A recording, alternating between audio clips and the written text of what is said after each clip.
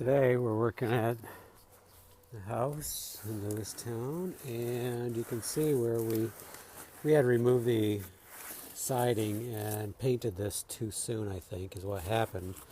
We removed it one day and felt like we needed to paint it the next day so we could put our electric box on, but never really gave it a thought. The siding felt dry, but it's 3/4 inch wood, so it really did not have time to dry. And probably the sun on this side does hit it hard, so that compounded the drying, made it dry faster and explode out, is my theory. So we have to re-nail all this.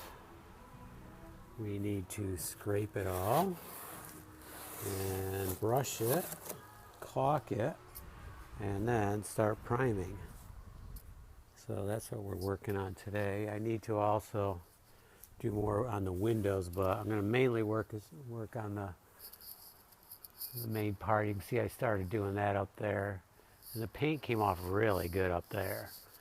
I don't know how good it's going to come off over here, but we'll get off what we can. You can see it, a bunch is going to come off. You need to wear a mask, safety glasses.